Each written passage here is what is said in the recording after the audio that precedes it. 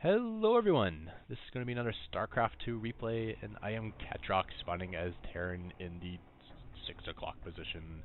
And in the 9 o'clock position we have Protoss, and his name is Seeker. Sorry for the stupid voices, I'm just feeling a little jumpy right now. Had a little stronger coffee than usual, and I've definitely got the jitters. I can feel it in my mouse hand. So it looks like Protoss' scout is going at the wrong direction, so he's not going to find my base until late. However, as I almost prefer Protoss catching my base early, because I love throwing them for a loop. I gotta love when a pro comes on my base and all he sees is a supply depot with nothing else even thinking of going up. Oftentimes it makes them run around looking for a proxy barracks or throwing up some sort of different build than they're used to. And anything honestly I can do to throw them off their game is good for me, because I'm used to the fast expand build, but if they go for some sort of crazy counter when they see it, they're probably not used to doing that counter. So I am putting my SCV on his probe immediately. That's more or less to protect this SCV here, because you don't want that guy getting his... Oh, he just blocked my barracks. Now everything's late. That was supposed to be an engineering bay. Barracks supposed to already be going. Oh, late. And the reason you don't want this SCV harassed is look how fast these zealots can get to your base. You really don't want them killing off that SCV before your command center is done. So he is going to be whacking on my wall here. And general rule of thumb is you want one SCV repairing for every zealot that's there, because one SCV repairs slightly faster than one zealot attacks. So I got a little overkill with the 3 zealots here. That rule also works versus Zerg, where you want one SCV for every 2 Zerglings, because one SCV repairs slightly faster than 2 Zerglings attack. And the exception to these rules is if your building is burning down. The combination of the burning actually means you need an extra SCV to repair. So with the Marine out, I am able to save my wall. And now just kind of start saturating my planetary fortress, because with the fortress done, you're going to say goodbye to these zealots as well. Looks like I sniped 2 of them, with 1 more leaving, and it looked like he's committing fairly heavy to a 2-gate zealot attack, and that's the sort of change to my opponent's build I like to do. I'm sure this isn't a standard opening versus Terran, but he kind of forced it because he thought, oh, quick command center, that's an easy kill, I'll just rush zealots. And of course it doesn't turn out that way. One thing I did forget to do is you want to build a bunker at your front line as soon as your barracks is done. This is in case he follows up with stalkers. You want to have a bunker already prepared. But once he leaves your ramp, you can salvage that bunker and throw a bunker as part of your wall. And this is really key. Something new I do now. And of course, I've talked about this before, but this is so you can load this first bunker with 4 Marines, and you can actually hold off stalkers, because they'll have to come to the bottom of the ramp to see up, and a bunker full of Marines will be in range of that. And of course, the advantage of going mass Marines to start rather than going straight to Marauders is that if he does sneak in Void Rays, you're a little more prepared immediately, as you started with 4 Marines. Because I actually have lost to a single Void Ray before. You know, you got a single Void Ray in your base fully charged up, and you're only pumping Marines 3 at a time. He'll like insta-kill those 3 Marines. It's pretty terrible. Losing to 1 Void Ray. You just feel pathetic.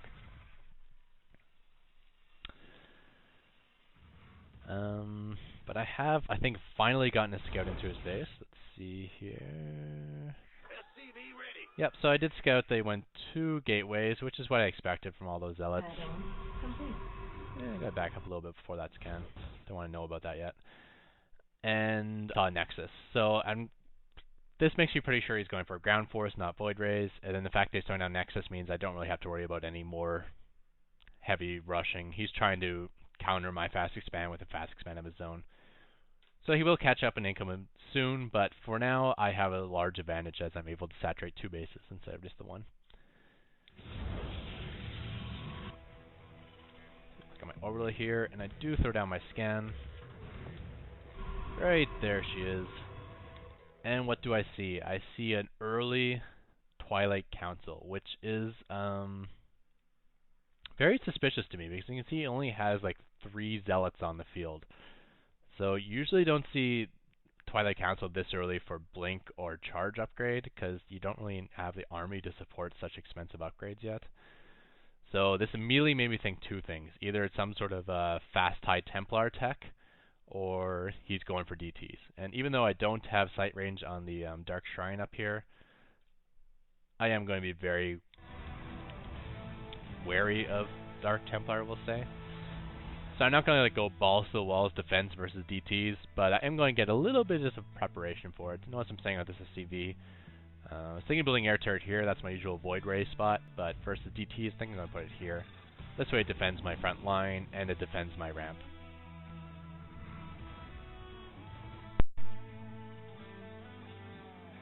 I'm sorry, I do have a cold, so I'm actually just clicking on the mute button if you heard the clicking there, just so I won't be coughing right in the microphone. In fact, I'm having to do this commentary again because I was clicking on and off the mutes, and I started playing with the button without realizing it during the video, so yeah, it was just a weird scramble of me talking and then me being muted. So now that he has saturated his expansion, you can see we are getting more or less similar in mineral count, but that doesn't mean I didn't have an advantage, because I had a few minutes there where I was definitely bringing in more than him. Oh wow, even better placement than I thought to even get sight range all the way up here. Normally you'd have to throw down a scan to finish off that DT. So I killed his first two DT, and his next two have to pull back. A nice little proxy pylon here to create them from. But even though that was a fail where he couldn't like just walk in the front door and kill a bunch of SCVs, it's still good to have DTs down the field because they do high damage, first of all. Look at that damage. 45 damage per attack. Pretty ridiculous. And it gives them map control, because now anytime I move out, I gotta be concerned about running into a bunch of cloaked units. And I don't really use Ravens. I know they're pretty awesome, and there's something I should add to my repertoire, but I'm not comfortable with them yet, so I'm just gonna rely on scan. Also throwing down a few more spread out missile turrets to surround my base, just to more or less handle a DT drop. So if he comes to my base, I can quickly flee all my SCVs to a turret, and then bring my forces back and clean up the DTs before I do too much damage.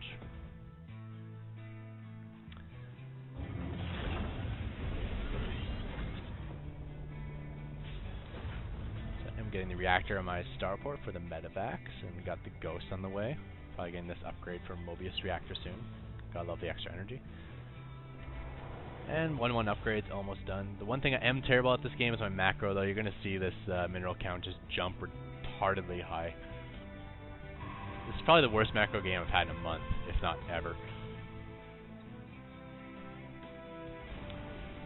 So if you are relying on scan for your cloak sites, you gotta make sure you don't spend too much for your orbital. I suck at spending for my orbital, so honestly I just going to do what I normally do. And at least I have an excuse now. It's not, oh, I suck because... or I'm not spending it because I suck at this game. Now I'm not spending it because of Dark Templar. I got an excuse. Yeah. Sending out my factory as a scout because I don't really use my factory. Notice he is chasing it with a DT. Another unorthodox thing I do in my play that probably screws up my opponent. I mean, who floats factories around the map? So it is going to scout these 3 o'clock positions, and then it's going to settle up here in this patrol up here, just covering the 2 12 o'clock bases. Look at my mineral counts, we're up to 1,500. I'm throwing down more barracks to kind of counter the fact that I was doing terrible macro, but you can see I'm also supply capped. 1,600, 1,700, 1,800. Oh, this is just getting worse and worse. So I did send out some Marines, one to each tower. They each got picked off, and one to cover these, to patrol these 3 o'clock bases. So I did send out my forces to at least kill that one DT. Maybe not the best use of scan, but you know, takes away his sight. Anything you do to take away the scouting of your opponent is always a good thing. Also a good time to clear out these rocks, because I didn't think you'd be able to see me here, but since I found the proxy pylon, he does know I cleared out these rocks. So I'm sure he's expecting me to expand here fairly soon. And it looks like my factory did catch the 3rd base. So I'm going to pause it here. Look at that, I got 2,700 minerals stockpiled, even though I'm throwing down 2 commander centers at the same time. That's how terrible my macro was.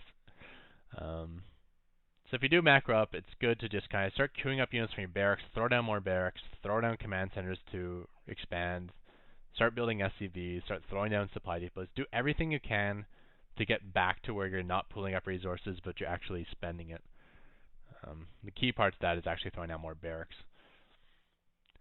So you can see, like, this is my normal push-out army of like 4 medevacs, but look how paltry small my army size is. I only have so much more than this, but I still got to push out anyways because I do see his third base, and like I got to at least attempt to make a push on it. I'm not expecting it to be successful, but we'll see. I'm not sure if that's his third or his fourth, so I was moving in here. I ran into some DTs. Oh, did not snipe that one in time, but if you did not know this, EMP reveals close units. So I did EMP to pick that one off. I got, what I got in here? I got 2 ghosts in this pack. Another DT, I'm going to have to EMP that one. Oh, even EMP'd my 2 medevacs, taking away all their energy. But that was by design. These were racist medevacs. Yep, that's right. They were healing my redneck marines before my gangster marauders. And honestly, I don't want to see any of that. You gotta teach them a lesson. The bio ball is a place of love. It's the love ball. I don't want to see any sort of violence. However, on a completely unrelated note, Protoss are weird blue-skinned guys, and I hate people that are different from me. So, bio ball, kill them, kill them, kill them. Alright, so my command centers are moving out now, taking the high yield, just in usual natural bases. I like to pick the closest bases rather than hidden ones, just to make them easier to defend. Throwing out some more barracks, you know, trying to get on top of this stupid pooling up of resources. It's probably only going to get worse with 2 more expansions getting placed.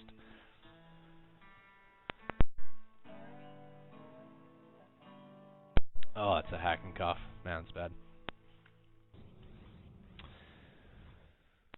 So, once again, Protoss, just like that Void Ray video I put up, Protoss is in trouble in that he does not have any counter to the bio ball. You would think a natural transition would be to go high Templar since he already got the Twilight Council, but nothing in sight. More gateways. Looks like he's going for the robotics facility, so Colossi is his idea. But you still got to get this up, this robotics bay. Then you still got to make Colossi, and you got to get the Thermal Lance upgrade because they're terrible without Thermal Lance. Thermal Lance, definitely the best upgrade in the entire game. They make Colossi from being like ridiculously terrible to being ridiculously powerful.